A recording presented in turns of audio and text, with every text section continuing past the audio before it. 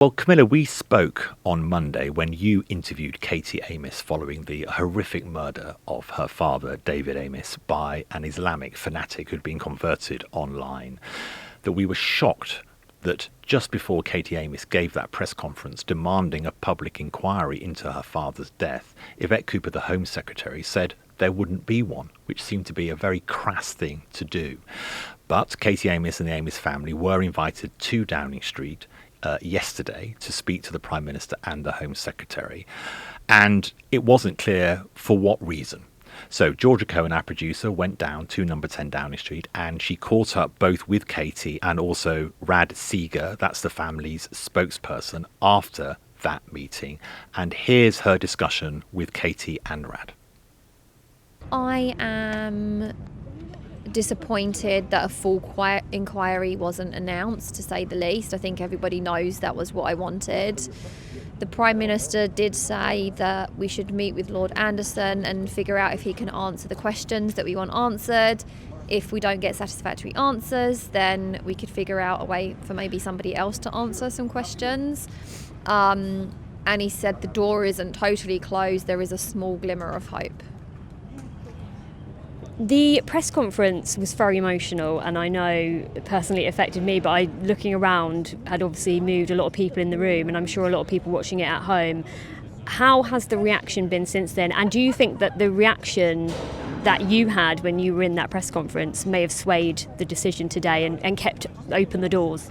Well, everybody has just been so kind, and I think when you hear somebody that's in that much pain and heartbreak, you'd be a hard person to not feel empathy for them.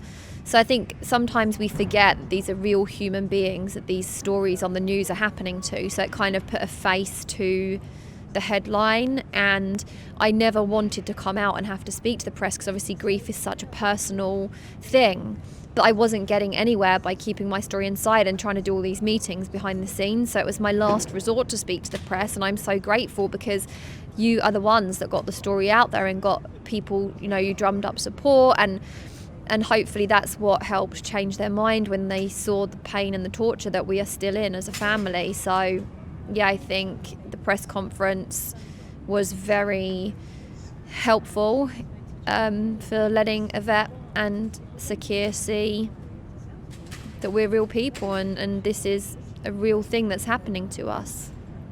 I know you said to us on the Daily Tea that you're ready to take on this fight and that you will continue to fight for however long it takes. What do you think the next steps are in getting that justice for your dad and finally getting the answers that you need? So we're going to go away with the legal team and look at a robust list of questions that we think are still outstanding.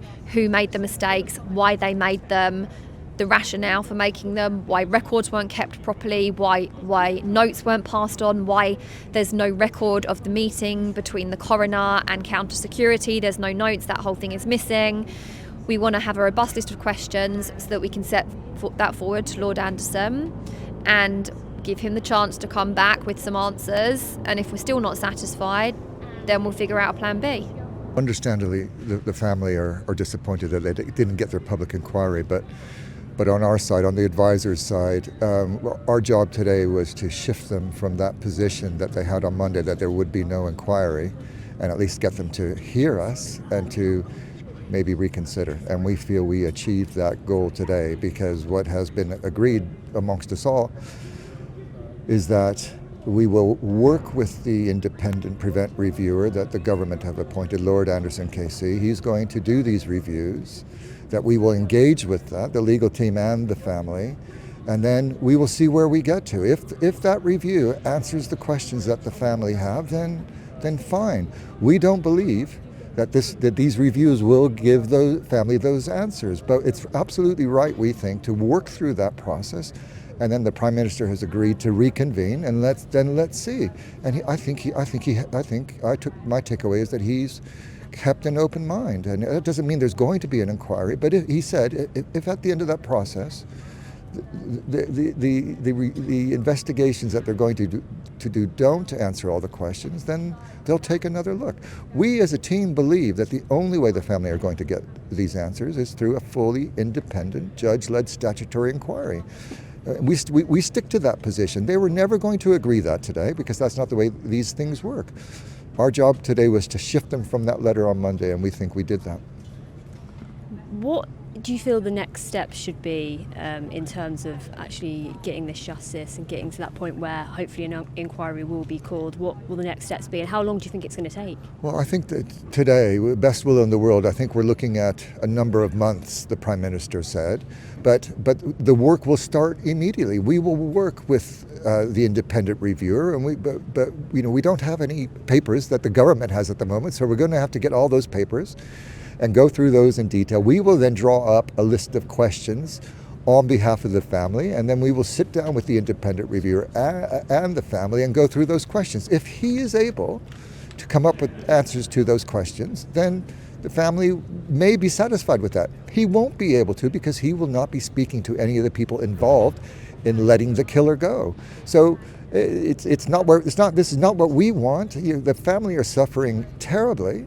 We would rather be cracking on with that inquiry now, but that isn't our decision. It's the government's decision. On Monday, they were saying no inquiry. At least today, we have a route forward. And as painful as it is for the family to sort of think about that, it's just, I'm afraid, something that they're going to have to work with, and we will get on to that as soon as possible. So I think from the advisors, we're actually feeling quite pleased because we've shifted them. Of course, the family are disappointed that they didn't get the announcement that they wanted. Do you think the press conference, and it was such an emotional press conference and you could feel that emotion in the room, do you think that maybe has shifted that position? 100%, and we know it does because I've heard it has. And equally, the case was raised today at PMQs. One of the MPs, Andrew Rossendale, asked a question about an inquiry. There was a roar of approval from, as far as I could tell, across the House, and I could see that Sir Keir was visibly impacted by that.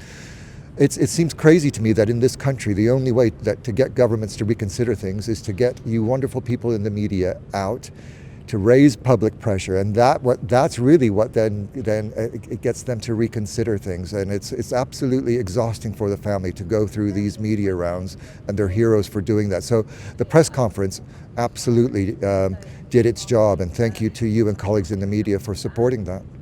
I know that we've had such a positive reaction from Daily T listeners who have written us emails saying how moved they were by it and they want to support it and they're backing it. Do you feel that you have had that reaction personally? Have you had messages from people coming out in support as well? It's been absolutely overwhelming as a team to see the support that the family have had that's been generated by that press conference. And we can see that really across the piece now. So the Shadow Home Secretary, Chris Philp, came out after the press conference to say that it is now Conservative Party policy that there will be a full public inquiry into Sir David's murder. Now, the family may have to wait for the Tories to get back into power, but how do we have a situation where the shadow government think there should be a full public inquiry and not the current government?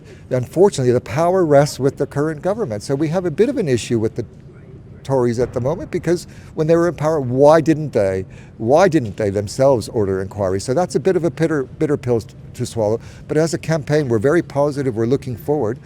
It's not what we wanted, but there's a way forward. And yeah, I mean, the only way this works is with public support, and it has been absolutely overwhelming. And again, just on behalf of the family, just to thank you and colleagues in the media and the public. It has been absolutely phenomenal.